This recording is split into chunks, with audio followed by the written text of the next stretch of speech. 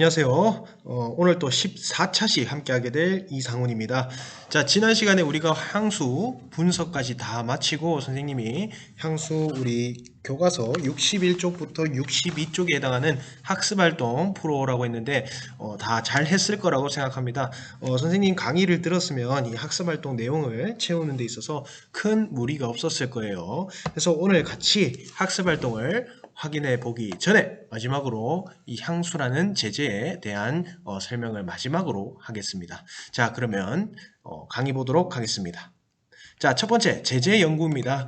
이 향수라는 서정 갈래 중에 C가 도대체 어떤 특징을 가지고 있고 또 어떤 양식으로 이루어져 있는지 먼저 보도록 하겠습니다. 자, 일단 갈래는 시긴 시인데 그냥 시가 아니라 자유시입니다. 자유시라는 것은 어떤 정형적인 틀이 없이 지켜야 되는 형식, 예를 들어서 3글자, 4글자, 5글자 이렇게 써야 된다라는 틀이 없이 자유롭게 쓴 자유시다. 아무래도 대부분의 우리 현대시들은 자유시 형식을 가지고 있습니다. 자, 두 번째는 서정갈래의 대표적인 하위 갈래가 시라고 했죠. 그래서 자신의 정서, 특히 고향에 대한 그리움을 표현한 서정시라고 볼 수 있겠습니다. 자, 성격을 보면요, 향토적이라고 나옵니다. 우리 향토적 소재 배웠었죠. 향토적이란 건 뭔가 시골의 느낌을 나게 하는 도시가 아닌 농촌의 느낌을 나게 하는 그런 분위기를 자아내고, 그다음 묘사적이란 거는, 묘사라는 건 그림을 그린다, 그림을 그리듯이 눈에 보여준다 또는 감각으로 느끼게 해준다라는 뜻이거든요. 그래서 이 고향의 모습을 생생한 다양한 감각적 이미지를 통해 마치 그림을 그리듯이 묘사하고 있다라는 겁니다. 자, 그 다음 감각적, 아까 얘기했듯이 시각적, 청각적, 또 촉각적, 그리고 또 우리 공감각적 심상까지 다양한 이미지를 사용하고 있다라고 했었습니다. 자, 제재는 고향입니다. 그래서 제목이 향수였죠. 향수, 고향에 대한 그리움이란 뜻이라 했는데 중요 제재는 고향이 되겠고요. 주제는 고향에 대한 회상, 그렇죠. 고향에 대한 그리움을 드러내기 위해서 일단 과거의 그 고향에 대한 모습을 회상을 합니다. 그리고 그리움을 나타내고 있다. 자, 특징 저번에도 했지만 다시 한번 더 보겠습니다. 첫 번째, 향토적 소재와 시어를 구사했다. 그래서 고향의 정겨움을 나타냈다 했는데요. 뭐 예를 들어서 실개천이라든가 질화로, 집백의 뭐 성금별이라든가 뭐 이런 초가지 이런 모습들 다 향토적 소재가 되겠죠. 자, 그 다음 다양한 감각적 이미지를 활용해서 고향의 전경을 묘사했어요. 뭐 예를 들어서 옛 이야기 지줄되는 실개천, 청각적 이미지. 그 다음 금빛 게으른 울음, 울음이라는 청각적 이미지를 금빛이라고 표현한 시각적 이미지로 전시킨 공감각적 이미지. 또 따가운 햇살, 뭐 이런 것들 다 촉각적 이미지, 다양한 감각적 이미지를 활용해서 고향의 전경을 생생하게 묘사했다라는 거. 자, 그 다음 반복되는 후렴구. 자, 여기서 제일 중요한 구절이라고 했죠. 그곳이 차마 꿈엔들 이칠리야 라고 하는 그 구절이 동일한 게 연끝마다 위치하고 있었습니다. 그래서 그걸 우리가 후렴구라고 하죠. 그래서 절대 나는 그 고향을 잊을 수가 없다. 꿈에서라도 잊을 수가 없다라는 사실을 의문형으로 바꾼 서리적 표현이었습니다. 자, 이를 통해서 나는 절대 그 고향이 잊히지 않는다. 난 너무너무 그립다라는 정서를 집약적으로, 압축적으로 제시하고 주제를 강조하고 있습니다. 주제는 고향에 대한 그리움이었으니까요. 자, 계속 보겠습니다. 자, 제재 구조도를 보면요. 총 5연으로 이루어진 시였죠. 그래서 1년에는 무슨 내용이 나왔죠? 넓은 벌 동쪽 끝으로 실개천이 제잘제잘제잘 흘러가고 얼룩배기 황소가 음모하고 울고 있는 그 고향 마을의 전체적인 모습이 나타났었죠. 근데 분위기는 어떻다? 평화롭고 뭔가 여유롭고 한가로운 모습. 그렇죠? 자, 두 번째는 자, 질하로에 재가 식어져요. 질하로라는 건 겨울이란 걸 알 수 있고 또 재가 식어졌다는 건 늦은 밤이란 걸 알 수 있죠. 그 밤에 아버지가 고단하신 몸을 누이고 어디에? 집베개에 머리를 누이시고 주무시고 계시는 그 늙은 아버지에 대한 회상이 나타나고 있었죠. 자, 3년에는 어떤 내용이 나왔었네요. 흙에서 자란 내 마음, 순수했던 그 마음, 파란 하늘빛, 내 철부지 시절, 뭣도 모르고 그 꿈을 향해서 달려갔던 그 순수했던 동심, 어린 시절이 있었던 고향에 대한 회상이 나타났죠. 자, 그 다음 4연에는 그 전설 바다에 흩날리는 그 춤추는 밤물개 같은 귀머리한 우리 귀엽고 순수했던 그 어린 누이, 여동생과 그 다음에 사시사철 발벗고 항상 가족을 위해서 희생했던 비록 뭐 그렇게 예쁘고 화려한 건 아니지만 평범하고 소박했던 그 아내에 대한 회상을 하고 있습니다. 자, 그 다음 마지막으로는 하늘에 별이 떠 있고 나는 그 알 수도 없는 모래성으로 발을 옮기면서 모래성이 집을 나타낸 것이라고 했었죠. 까마귀가 우지고 지나가는 초라한 지붕 밑에서 우리 그 불빛 아래에서 도란도란거렸던 단란하고 행복한 고향집의 가족들과의 모습. 이 총 5연의 모습이 나타납니다. 모두 고향의 모습이죠. 자, 그래서 이 연금마다 무엇이 붙어 있었다? 그곳이 차마 꿈엔들 이칠리아라는 후렴구가 붙어 있었다는 거죠. 그래서 나 이 모든 것들이 나 절대 꿈에서 잊혀지지 않는다. 잊을 수가 없다. 라는 걸 강조하고 있다라는 거죠. 자, 그러면 이제 본격적으로 학습활동 체크해 보도록 하겠습니다. 자, 61쪽입니다. 자, 우리 방금 봤던 건데요. 빠르게 넘어가도록 하겠습니다. 향수를 감상하고 강연에 담겨있는 고향의 모습을 정리해보자. 1년에는 평화롭고 한가로운 분위기의 고향 마을이었죠. 2년은 겨울밤의 정경과 밤바람 소리 말을 달린 쉬 하고 아버지, 고단하신 아버지가 집베개를 돋아보이시면서 주무시는 모습. 그 다음에 어린 시절 꿈 많던 그 화자의 모습. 함초롬 불서비스를 휘적시고 다니던 그 다음 마지막 어린 누이와 아내가 이삭을 줍던 모습 나왔었고요. 마지막으로 도란도란 거리던 곳 단란하고 행복한 고향집의 가족 모습이 나타났습니다. 자, 그 다음 이 시라는 것은 반드시 있어야 되는 구성 요소 3가지가 있었는데 기억나나요? 여러분들 그 답을 댓글로 남겨주면 선생님이 상품을 주겠습니다. 3가지 요소가 있었습니다. 그 중에 하나가 운율이었죠. 운율. 자, 이 운율과 그 다음에 화자의 정서를 알아보자 라고 되어 있습니다. 자, 그러면 운율이 느껴지려면 선생님 반드시 뭐가 있어야 된다고 그랬죠? 리듬감이 느껴지려면. 그렇죠. 반복이 있어야 됩니다.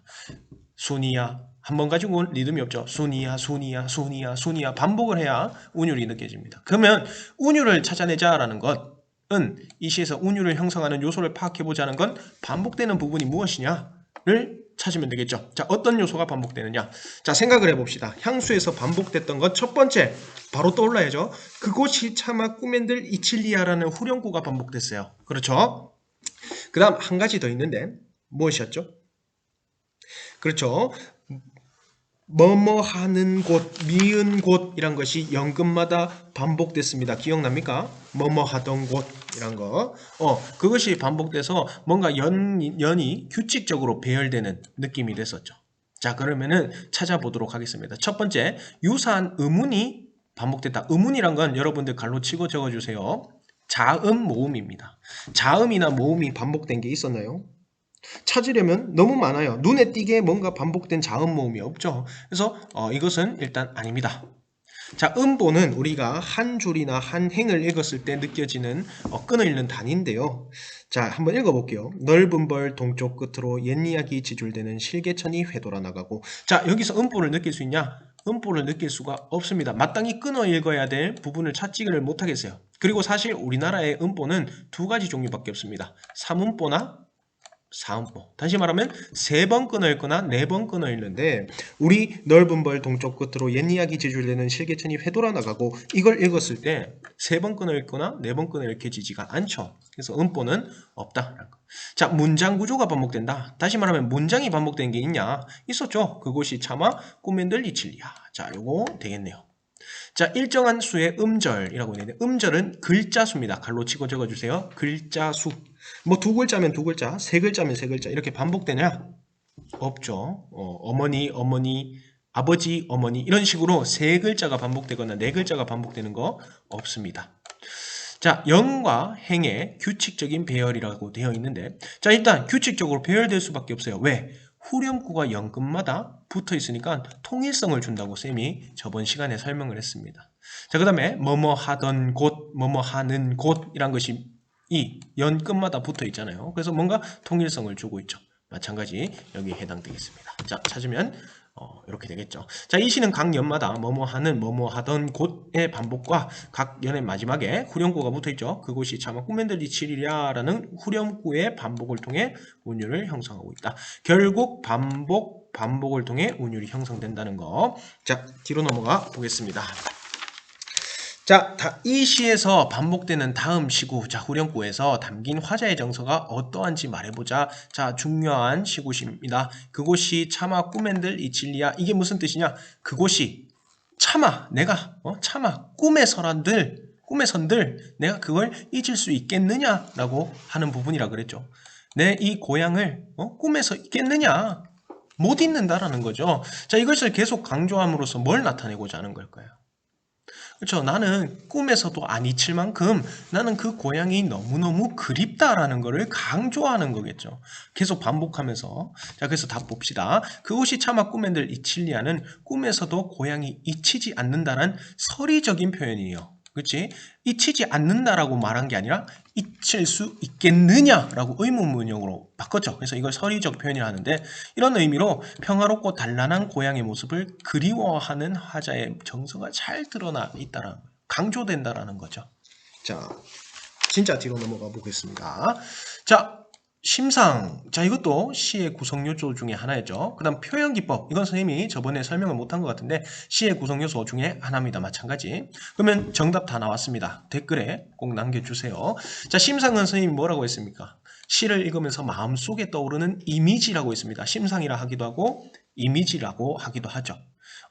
자, 이 이미지를 사용함으로써 좀 더 생생하게 느껴진다고 했었고 표현기법은 종류가 많지만 우리가 보편적으로 비유라던가 반어, 역설 이런 것들을 우리가 표현 기법이라고 합니다. 이 표현 기법은 좀 배워놓는 것이 좋아요. 몇 가지 자주 빈출되는 것은 알고 있어야 됩니다. 예를 들어 직유법, 은유법, 의인법 같은 경우 반어법, 역설법 이런 거는 기본적으로 우리가 좀 알고 있어야 됩니다. 뭐 점층법, 정강법 이런 것들도 있지만 여러분들이 한번 정리를 해줄 필요가 있습니다. 쌤이 등교할 때 다시 한번 더 정리를 해주겠습니다. 자, 그러면 봅시다. 이 시에 쓰인 감각적 심상을 찾아보고 이 고향의 특징이 뭐였어요? 여러 감각적 심상을 사용해서 고향의 모습을 생생하게 드러냈다라는 거죠. 자, 그러면 찾아보고 이러한 심상이 주는 효과가 무엇인지 찾아보자. 자, 시각적 심상을 찾아봐라. 시각적 심상 정말 많아요. 정말 많은데 첫 번째는 파란 하늘빛도 있고요.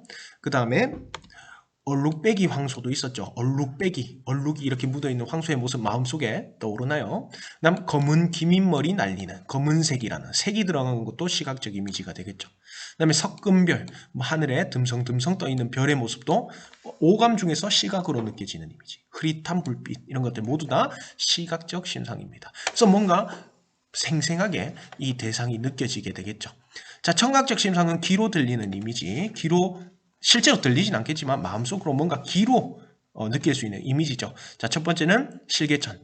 졸졸졸졸졸 흘러가는 실개천을 뭐라고 표현했어요? 옛 이야기 지줄되는 실개천이다. 마치 할머니가 옛날 이야기 해주는 것처럼 정겹고 뭔가 따뜻하게 흘러가는 그 실개천의 모습. 귀로 들리죠. 다음 서리까마귀 우지짓고 이거 깍깍 이런 소리 귀로 들리죠. 그다음 도란도란 이런 음성상징어는 우리 음성상징어 중에서 의태어는 무조건 의태어가 아니고 의성어는 무조건 청각적 심상이 되겠죠.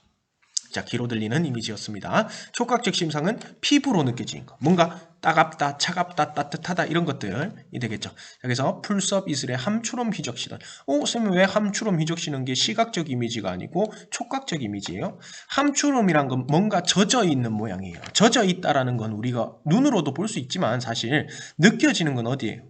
차갑고 뭔가 찝찝하지만은 뭔가 축축한 이런 것들은 촉각이 되겠죠. 그래서 촉각적 이미지입니다. 그다음 따가운 햇살, 따갑다라는 것도 촉각으로 느껴지죠.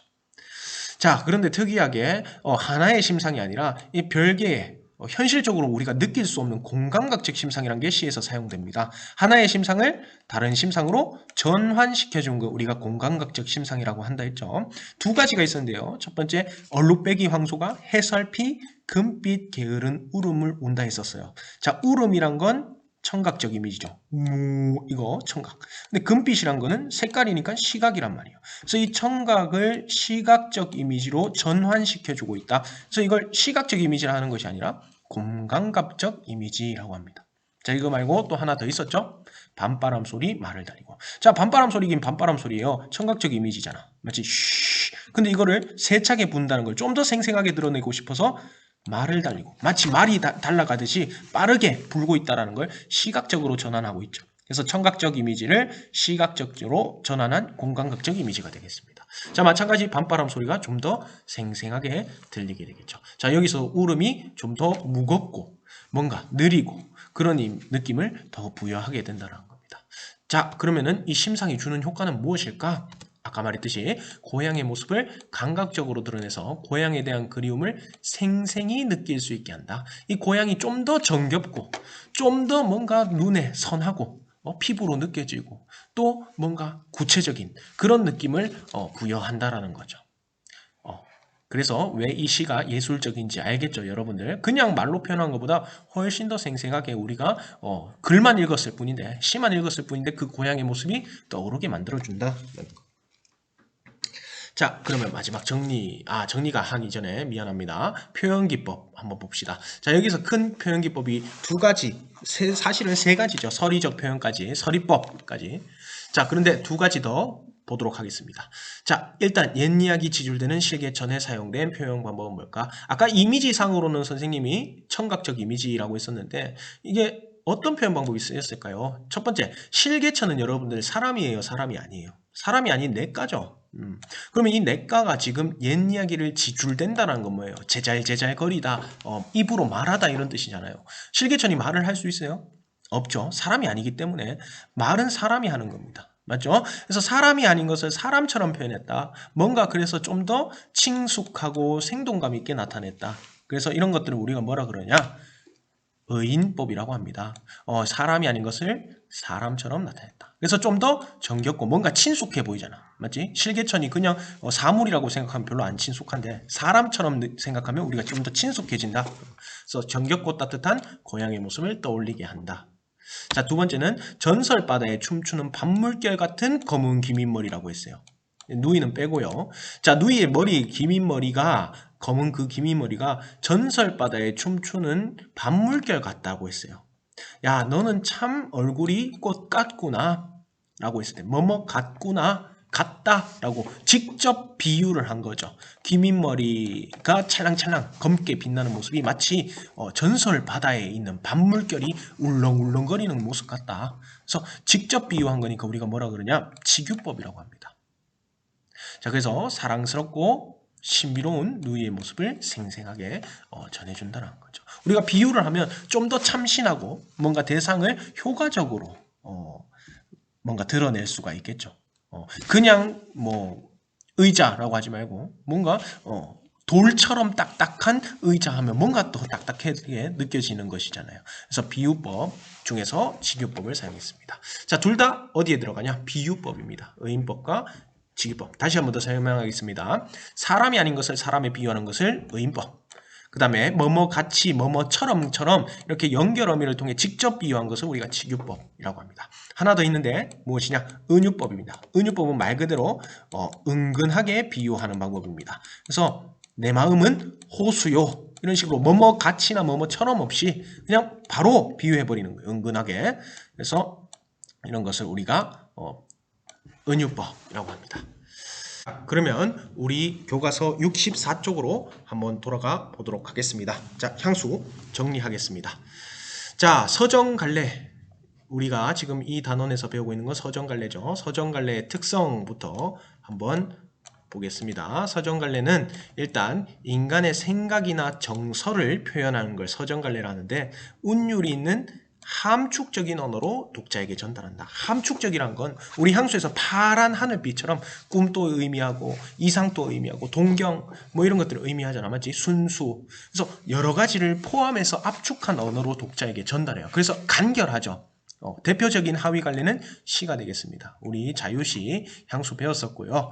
자, 이 서정갈래의 구성요소 및 형상화 방법을 보면요. 자, 일단 네 가지 구성요소가 있습니다. 답이 다 나와 있네요. 자, 첫 번째는 시적 화자. 작가를 대신해서 목소리를 내는 사람. 소설에는 서술자가 있다면 시에는 시적 화자가 있습니다. 시에서 말하는 사람. 아까 그곳이 차마 꿈엔들 이치리야라고 말하는 사람을 우리가 화자라고 하는 거예요.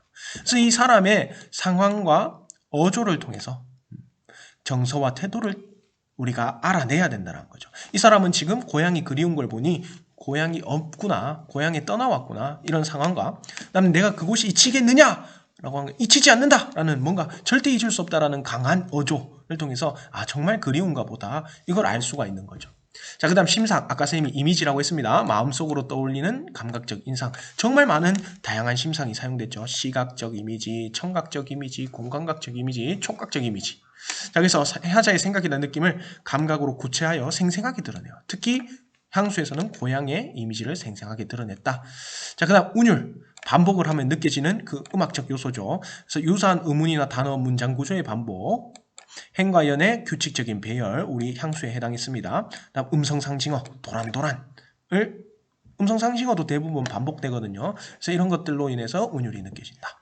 자, 그 다음 표현기법, 서리법도 있었고 직유법도 있었고 의인법도 있었죠. 그래서 효과적이고 미적인 표현을 위해 언어를 꾸미는 방법입니다. 그래서 대표적으로 비유, 상징, 반어, 역설 등의 표현기법을 통해 풍부하고 다양한 의미를 형성한다.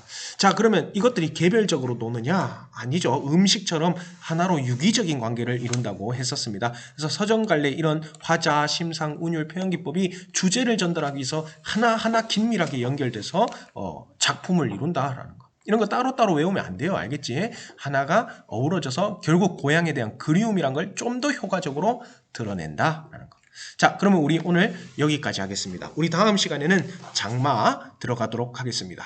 감사합니다.